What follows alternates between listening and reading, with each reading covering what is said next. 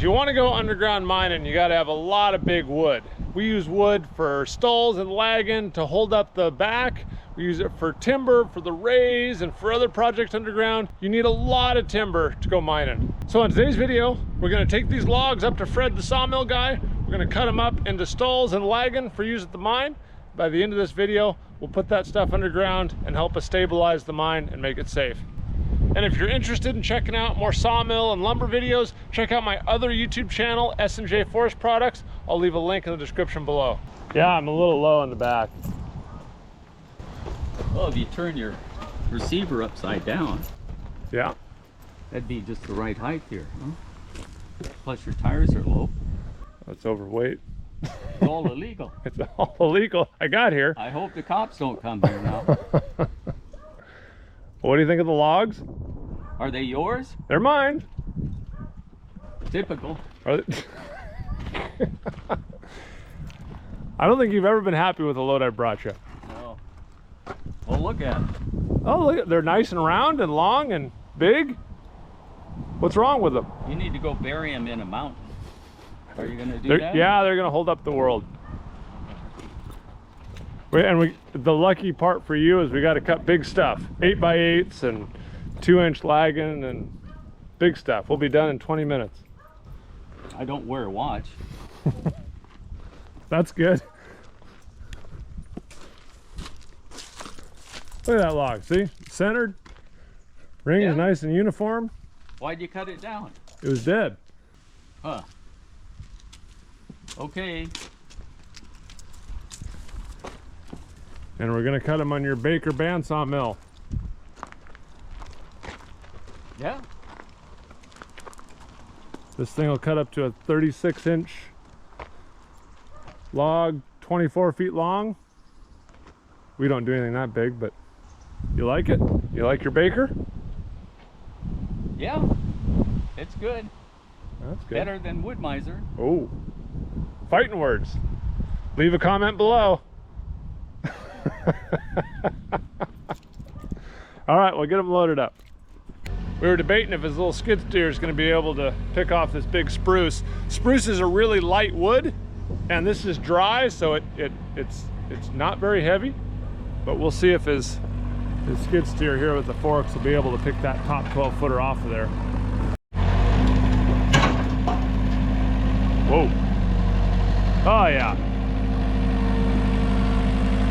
That's easy.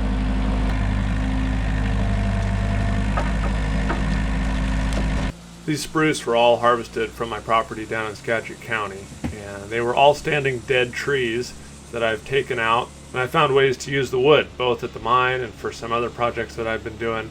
And it's really great to be able to bring stuff up to Fred. He is really, really good on this sawmill. All of his dimensions are really nice, and I end up with a bunch of nice usable stuff. And each one of these logs produces somewhere in the neighborhood of $200 to $300 worth of lumber. I don't even know where you'd go to buy this type of stuff, but there's some really, really valuable wood here. And being able to just bring my logs up to Fred, unload them off the trailer, and cut them into exactly what I need has been so helpful over the years. This trailer probably has $1,500 worth of lumber on it, and in 2 hours we can turn it into exactly what I need. First log's done. Time for a blade change already, I guess. Where'd he go? There he goes. He's over there doing his blade change. 3-inch lagging, about 20 inches wide. 6 out of that one log. That's a lot of wood. You can use this old set of log tongs. You get a bite on the log like that, and the harder you pull, those little dogs dig in and lift it up out of there.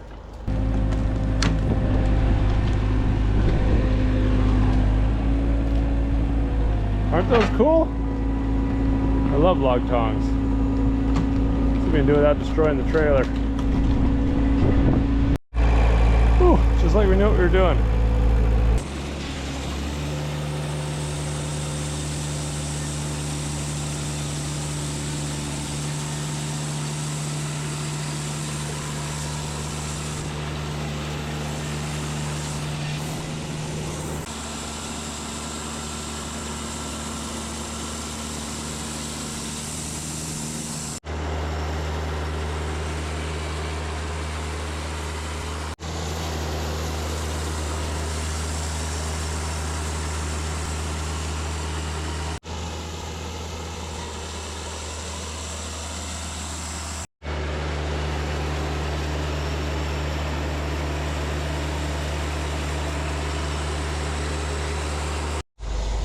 We are just winding down here.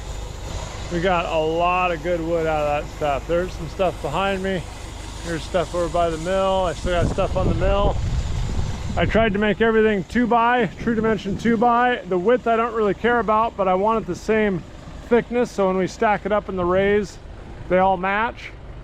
I've got some 2x8s or 10s here, and then we milled up quite a few of these true dimension 8x8s. There's one, there's one. There's a couple in this pile as well. Thank you. Now let's go put it in the mine. Everything starts in the blacksmith shop. We'll get these loaded up, pushed in 600 feet to the rays, up the rays, through the transferway, and into the stope. Got our timbers working our way up into the stope here. This is the last cart on our way down to our working face.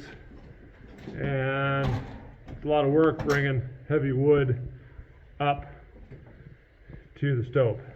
Can't wait for that new raise, and it'll be a lot shorter and one up, and we're gonna try and get it powered. Are those one at a time, Harry, or two? Maybe one right on top. Yeah, let's see if we can fit two. Okay. Yeah, get my good side. Yeah, get your good side. I gotta push this. How far is that? About 120 feet? Yeah, sounds about right.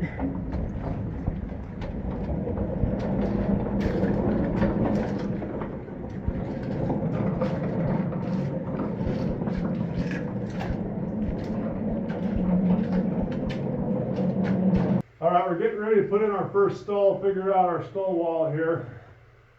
And the whole idea is to dig out a little spot in the floor, find a spot in the back where the pressure is going to be coming from this way with the blast and everything else. So I got to find a nice little hitch.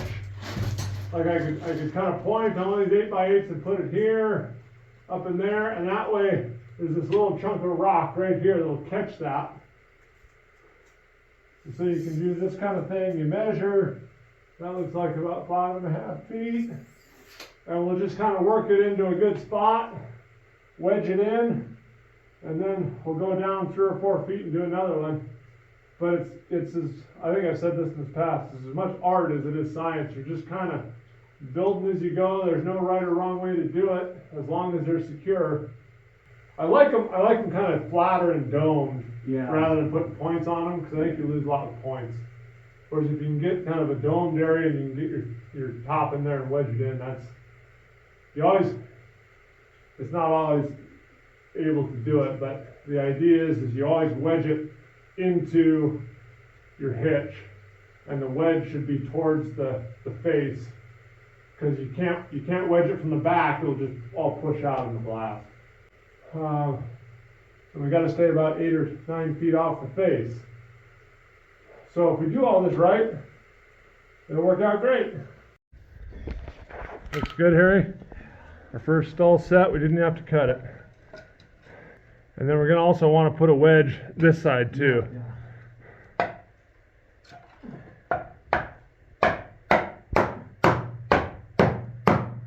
Yeah, now get one on the face there.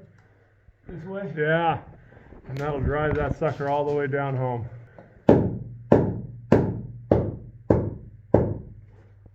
All right, that one's in.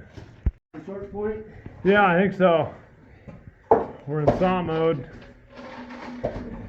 We've got to take a little 1/2 inch, 3/4 inch off this one to get it in the hitch.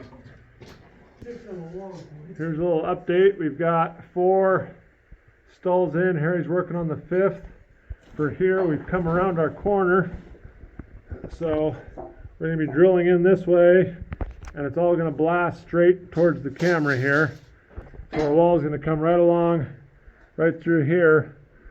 So as we blast this out, working this way, we're going to take 4-foot rounds and blast it this way. Then we'll take another 4-foot round and blast it this way, and we'll work all the way up. And then there's a little dangle here where it changes in the old stope, and this is all flat. I know it's probably hard to tell on the camera, but once we get this all lined up flush all the way back to our haulage way, which is back up behind here, back over there where that blue tarp is. Then we can start taking 20, 30, 40 foot stope rounds, leaving a few pillars. But we got to get this little belly up to where it's all nice and even across there. And so our stope wall, our muck wall here is going to be that first step. All right, Harry, cutting. We're just about finished with our timber wall here behind me. We are getting ready to blast. Thank you, Fred, for cutting all this timber for us.